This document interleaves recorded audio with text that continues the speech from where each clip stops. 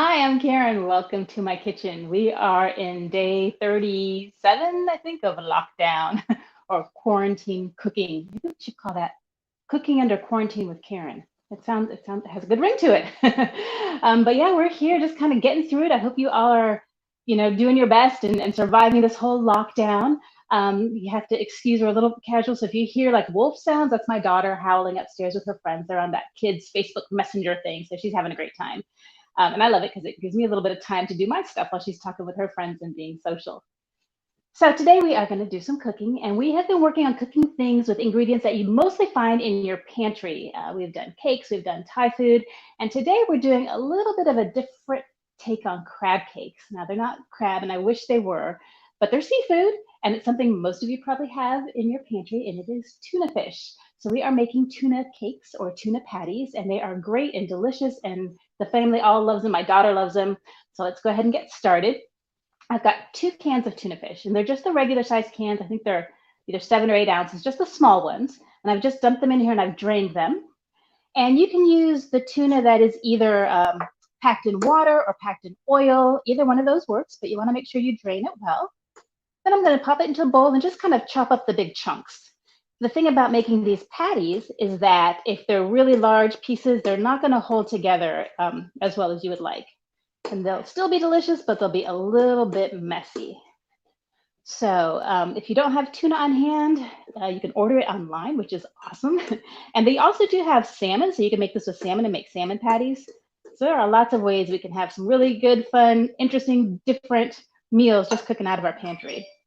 Okay, that looks pretty good to me. So now I'm going to add a couple of ingredients. I do have a couple of vegetables still in the fridge. And so I have, it's about a third of a red bell pepper. It comes out to about a quarter cup. And I have a really, really small dice on that. I don't know if you can see how small that is. But again, I wanted to get those little pieces because they'll stick together better and they'll actually even cook a little quicker. And these cook very quickly. So I'm going to dump that in and they add a nice color to it. If you don't have pepper, no problem, leave it out. You could shred up some carrots if you wanted to, but I would shred them and not chop them because they're thicker and they take longer to cook. Or if you had celery, I would have loved to put some celery in here, but I was not able to get any on my last order. So we are all making do together with what we've got. I had 2 little tiny green onions left in the fridge, so I thought I'd throw those in. It made about a tablespoon. So I chopped those up pretty finely. If you don't have green onions, you can put just a little bit, about 2 tablespoons of white onion. You can use scallions. If you don't have any of that, you can use onion powder, or you can just leave it all out. So the great thing about cooking is, you can be creative. You can change all of these things up. This isn't like baking where you have to be exact with measurements and weight. So I'm getting all those mixed through, and now I'm going to add some flavor, some spices. And first I'm going to start out with half a teaspoon of cumin. And that gives it a nice kind of smoky flavor. So I'm just going to drop that in there. I'm going to add 1 teaspoon of garlic powder. If you only have garlic salt, that'll work too. Just omit the salt that I'm going to add in a few minutes. And then I'm going to add 1 tablespoon of dried parsley. If you have fresh parsley, fantastic. You'd put about 3 tablespoons in. So dry is about a third of what the fresh equivalent would be. I didn't have any fresh, but I had some dry on hand. So 1 tablespoon of dried parsley. And then I'm just going to add a pinch of salt. And like I said, if you use garlic salt instead of garlic powder, no need. There we go. I'm going to get those really well incorporated. Get that all nice and mixed in. And here's where I get messy. And if you've been watching this, you have seen me flinging food all over. So if I can make these recipes, then you know they are definitely kid-friendly. All right, let's get that all nice and mixed in. Okay, now we are going to add breadcrumbs. And I have just regular breadcrumbs. If you have panko, that's fantastic. If you don't have breadcrumbs and you have some crackers, you can crush those up and use those. It can be saltines, Ritz. If you don't have crackers, take a slice of bread and just run a knife through it till you get some nice fine crumbs, because that's what's going to help bind these tuna cakes together.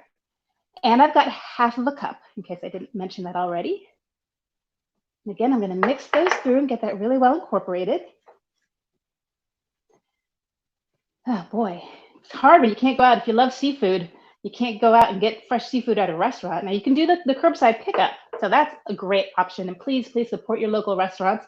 They really need the help right now. There we go. And now I'm going to add some wet ingredients. And I have 2 teaspoons of olive oil in here. You can see that or not. You don't need to add the olive oil if you're using tuna that was packed in oil. And actually, you can omit this completely, but I just like it. It gives a little bit more moisture.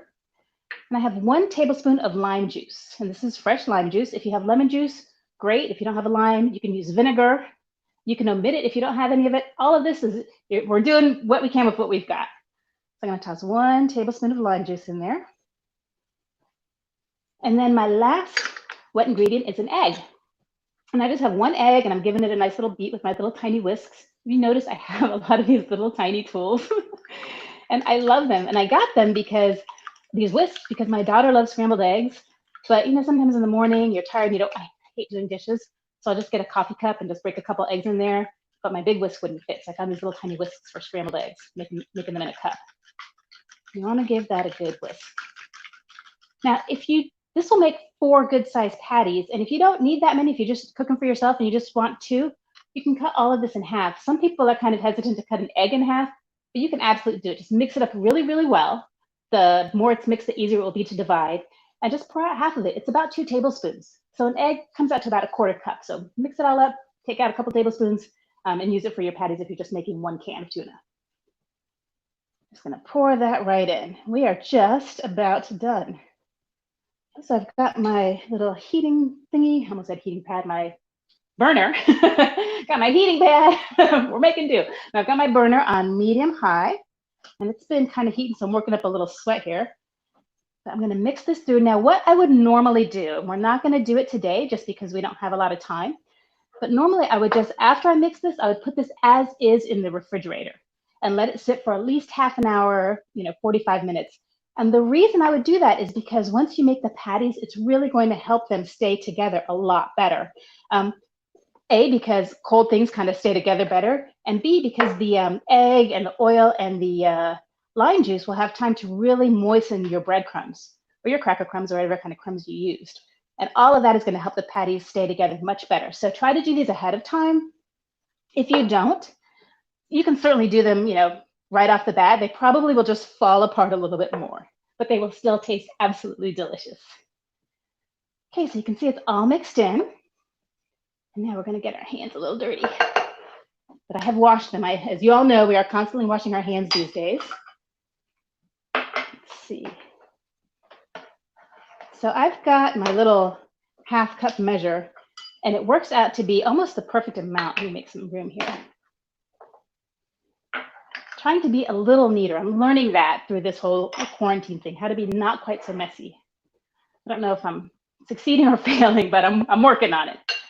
Okay, so you'll get about half a cup of the mixture. Look, it's almost already a patty. And then you just really want to kind of compress it. You really want to get it squeezed and compressed well.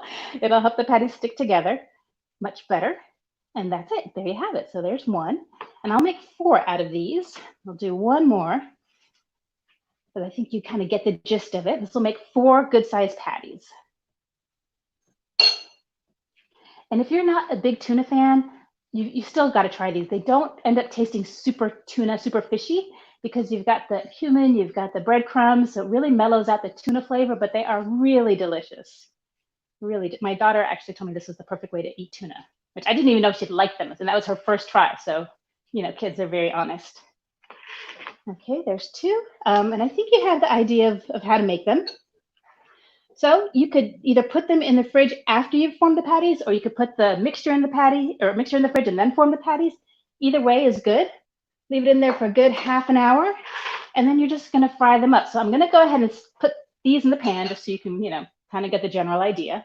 What I like to do before I fry them is put a little bit of a few more breadcrumbs on top, just kind of around them. It'll help give them a nice little crunch. So just pretend these have been in the fridge for 30 minutes. Just put some breadcrumbs on there. And they are very delicate, so you don't want to manhandle your tuna patties, people. Be gentle with them. Okay, so I've got my frying pan on. It's been heating. It's about medium-high heat. I've got a little bit of olive oil in there. I'm going to gently place these, kind of get them going. You can kind of hear that searing a little bit. Okay. Now those would sit and cook for about 5 minutes, and then I would flip them and cook them for about 3 more minutes on the other side. Then what I would do is just put, turn the stove off, and while I'm setting my table or getting my side dishes or whatever together, I just put the lid on it, and just to kind of really make sure that they're cooked all the way through. I mean, they're mostly cooked except for the egg, but when they're in the pan for 8 minutes, it's going to cook back through anyways. So I've got some already done. I'll get this kind of out of the way. I am still, pretty messy here, but I'm working on it, people. All right, let's see. Here we go. And voila. Look at how beautiful those are. They're golden. They've got this nice crust on top. You can see that pop of color from the peppers. They are absolutely delicious. I know you're going to love them. My whole family does. They're a snap to make, and you can make them with everything out of your pantry. If you don't have the peppers or the onions, you can leave them out. So these are yours. Make them your way. Get creative, and be safe. So I'm getting like words mouthed to me. I'm not sure what they are. So check me out on Facebook. You can get the recipes. I'm going to have those uploaded soon. And we will see you again next week when we are cooking out of our pantry on Cooking from the Heart. Thanks for stopping by.